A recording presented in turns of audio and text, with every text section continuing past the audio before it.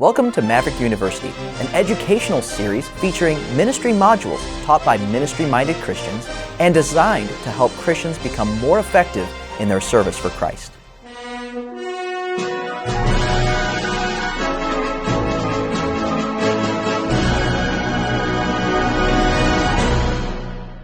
Welcome to another edition of Maverick University. I'm your host, David Hallberg. Joining me today is Brother Sergio Gonzalez, a bus captain and church member at Northwest Bible Baptist Church. Brother Sergio and I are continuing our conversation about the bus ministry and his involvement in it, and you can find links to our other conversations in the description below. So thanks so much for coming in for us, Brother Gonzalez, to talk with us. We've talked about your history with the bus ministry, growing up, becoming a bus rider and being saved as a result of the bus ministry, and your whole family as a result, and your siblings riding the bus, and even your brother who's a church member here, and then we talked about basically you serving as a family on the bus ministry, just involving your wife and your kids and the blessing that it is. But we're going to take a step backward here and just talk about your role as a bus captain. And a lot of people, when they serve in ministries, if they're not careful, they can be more concerned about the title that comes along with whatever it is. And bus captain, the word captain, sends a particular mental image, the man in charge, right? You're in charge of people, you're in charge of the visitation, that bus is your ship, you are the captain. If that bus goes down, I guess you have to go down with the bus, right? So let's talk about maybe your history with being a bus captain, and then what it means to be a bus captain. What are some of the aspects of what is the job description of a bus captain? First of all, as a servant, but I learned this. It took me many years to learn this, but it started a while back when I was knocking on the door, and it was in Florida, and there was an older Haitian man, and I told him, hi, my name is Brother Sergio. I'm from, at that time, it was Faith Baptist Church. I'm the bus captain of this area, and I invited people. And he said something that has stuck to me. I'm like, what? He's right. And he said, what do you mean a bus captain? Airplanes have a captain. A ship has a captain. Why does a bus need a captain? And I was like, well, that's just a title that, they give us. It's like, but you're not a captain. Like I said, an airplane has a captain, a ship has a captain. Why does a bus need a captain? I'm like, no, I just told him it's just a title that, they give us. I'm in charge of the bus ministry. He's like, okay. He's like, okay. He grabbed the door, slammed it, and left me there. But I was like, you know what? God did that for a reason. He's trying to show me something. Like, what am I going to get out of it? It's like, oh. All right, I'm a captain by title, but you know what? I'm not a captain of anything. I'm here to be a servant and help these people. I'm a servant. I got to serve these people, not be over them. I'm, like you said, a title. I'm not over them. Actually, I'm here to serve them and help everybody out. And that, he was about 80 years old, Haitian man. He just told me, and I was like, man, it was a learning experience. So after that encounter, I learned to be a servant, just to serve people, serve my pastor, serve my church, serve my God, serve my family, just be a servant at all times. Because, before you become a leader, you got to be a good servant. Yeah. So that's one thing I learned, just to serve people and everything, any need that they have, just try to be there to help out. Well, it's not very long that you're involved in the bus ministry before you get humbled, for sure. Oh, definitely. Whether it's humbled by the riders on your bus, humbled by the bus workers, humbled by one of the parents of one of your riders, right, or the pastor himself, or the bus director, or whoever it is. And obviously humility is one of those Christ-like attributes. Philippians chapter 2 talks about, let this mind be in you, which was also in Christ Jesus. And it goes on and talking about how he humbled himself. Can you talk about maybe some moments where, you had to have that mind like Christ did, where you had to humble yourself and do that job in the role of the servant? Yes, many, many, many times. And as a bus captain, you always have a bus director. And God has them there for a reason. So he will tell you to do something, whether you like it or not. You have to do what the bus director has, because that's the way it goes. The preacher of the church, the bus director, then you. And there's times where you want to do your own thing. You just want to do it. You're like, no, I think this is best. I know my bus route than you do. This is my bus route.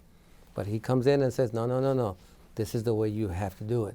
And you learn right away. It's like, wait a minute, you're right. You have to step back and say, you're right. You know what? You are the bus director. We have to do it your way, not my way. Even though your way is the better way than he has it, you still have to humble yourself and do it. And you do that as well with your families. I remember many times where we have bus kids, And you're like, we try to teach them very well. You know, this is the preacher of the church, and we even have a picture of him. This is the preacher of the church. And when they walk by preacher, these are bus kids. They just don't care who he is. They're like, who's that? I'm like, I don't know. And the way they talk, they're like, I don't know who that is. So, you know, you're like, oh, you're trying to teach these kids that's the man of God, everything you're preaching. But, you know, they're bus kids. They don't know anything. They just don't know. And honestly, they don't care who this person is. They don't know them. That's the first time they've ever seen them. Yeah. But you got to God uses you as a stepping stone to help these kids to learn how to respect somebody and humble yourself. You know, humble yourself and say, hey, you know what? I have to teach these kids the right way, how to get down to their level and teach them how to respect the man of God. Are there some instances where you had to stoop and like Christ had to wash the feet of his disciples as a lesson for us? Is there some times where you had to stoop down and do some things for some bus kids? You don't know how many snotty noses I cleaned with these hands. You know that just snotty noses, kids throwing up. You've been in the bus ministry many times. They throw up, and I remember there was one time a kid was feeling very sick.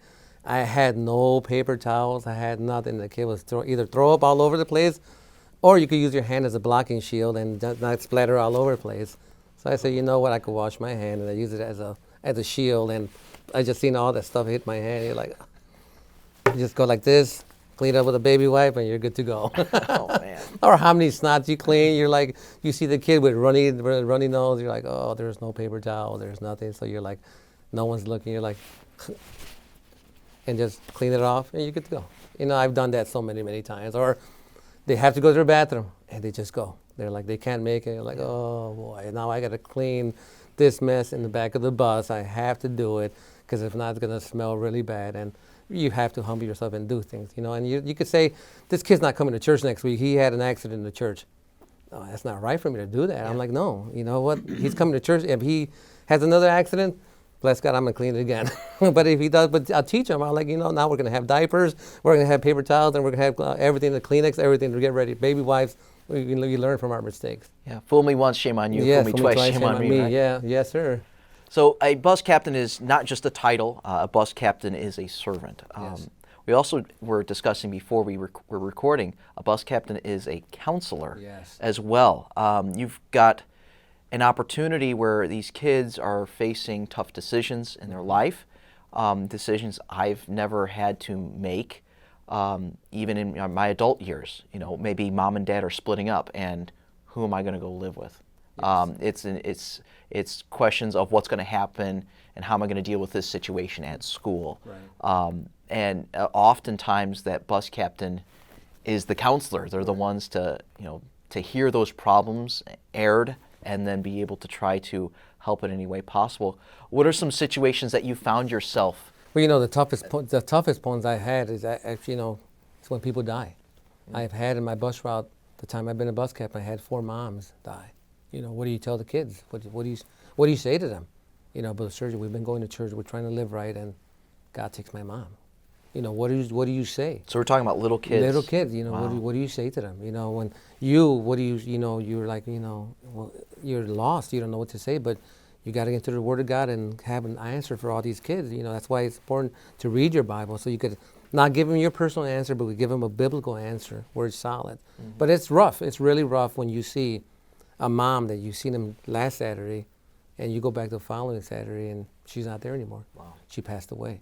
And there was one of them, I remember we were on vacation, and there were 2 twin little girls. It was their aunt. The mom, had a stroke, and she couldn't take care of the girls. But we were on vacation on Saturday, and they called my wife. They didn't call nobody else. They called my wife, and they said, Miss Terry, my aunt, she's not waking up. And my wife said, you know what, hang up the phone and call 911 right away. Call 911 right away. And so my wife's like, honey, we got to go. We got to pack up and go. So we packed up, and we drove back all the way to Chicago.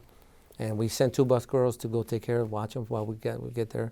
And the police had to come and do their thing and, investigate the whole thing. And she died in her sleep.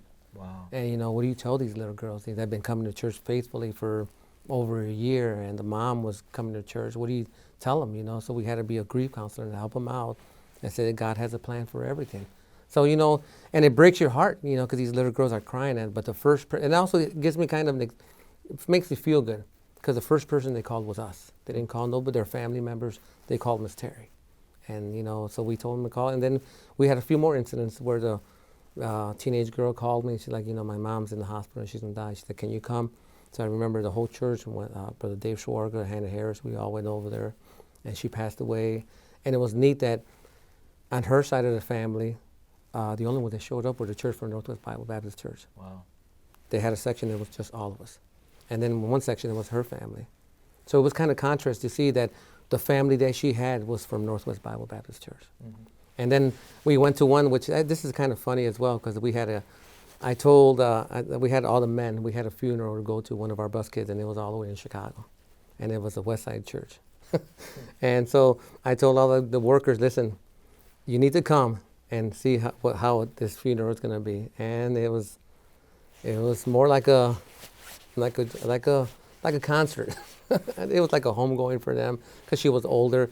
But man, we learned a lot because, once again, it was an all-black church. And there we were, just me, the Spanish guy, and 4 workers. And they're like, well, are you the police? I'm like, no, we're not police. We're not the police. We're here because, her son goes to our church.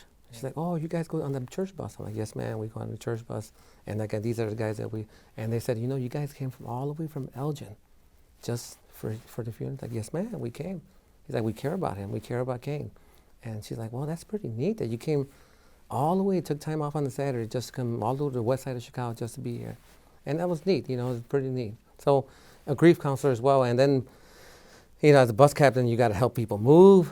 How many furnitures we've moved from one apartment to the other, especially when the apartment's on the 3rd floor all the way to the top and it curves around and they have to buy the heaviest furniture around.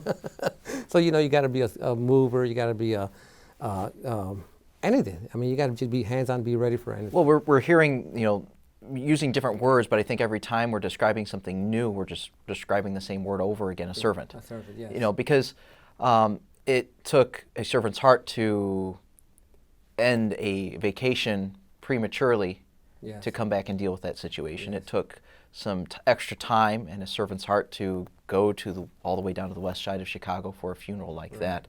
Right. And obviously, that's not where the servant attitude started. Otherwise, that gal would have never made that phone call to begin with to your wife to bring you into that situation. It's because you had continuously, shown yourself, interested in their affairs of their life. And for me, I think the biggest reward you have is that, we have contests and we have promotions, this and that. For me, the biggest reward you have as a bus captain is when a kid gets off the bus and says, Brother Sergio, thank you for picking me up. Mm-hmm. To me, that's better than winning a prize, better than winning a contest. When a kid says, thank you we've been waiting for you all day, Brother Sergio.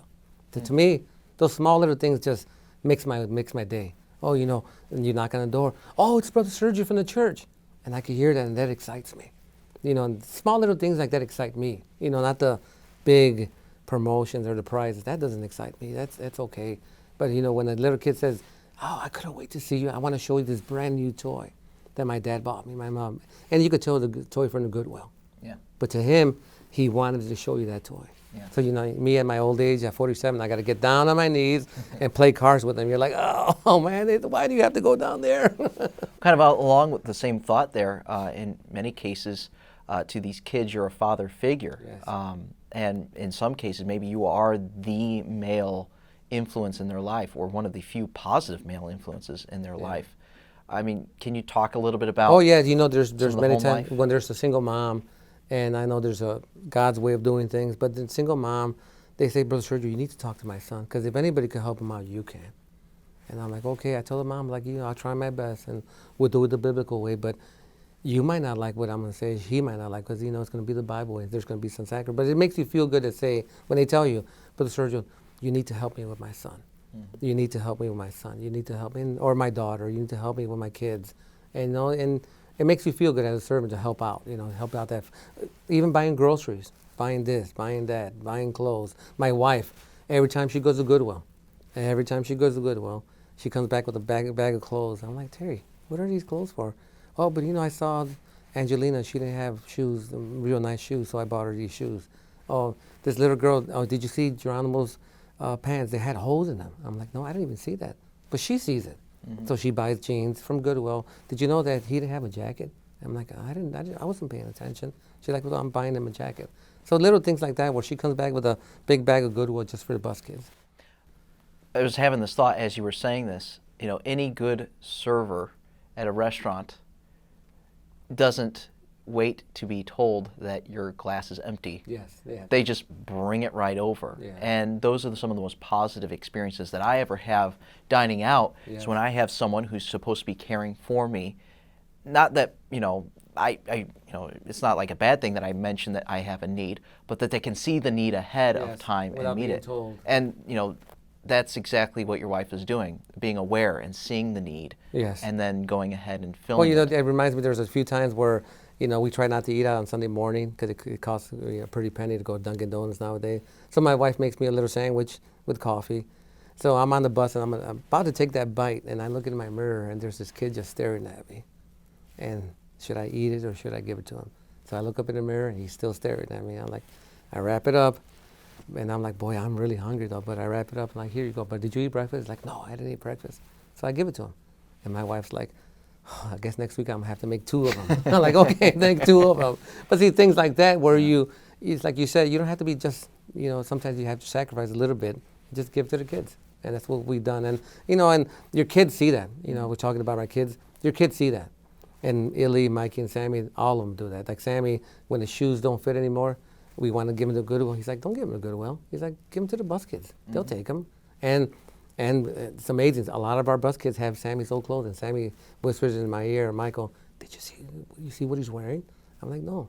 He's like, because, I don't pay attention to these things. He's like, he's wearing my old shirt. He's wearing the shirt and a tie that we gave him. That used to be my clothes. And, and you teach your kids how to give instead of receive, it's pretty neat. That's a blessing. Oh, yes. So full disclosure about the bus ministry. If you're going to be involved, you're going to have to be a servant. You're going to have to humble yourself, yes. And it's going to cost you something. Yeah, and buy hand sanitizer. Important. Buy lots of hand sanitizer. Well, I've certainly enjoyed our conversation with Brother Gonzalez about the bus ministry, and if you want to see some of our other conversations, you can go to the description below and find the links to those videos. And we thank you so much for your time. God bless you.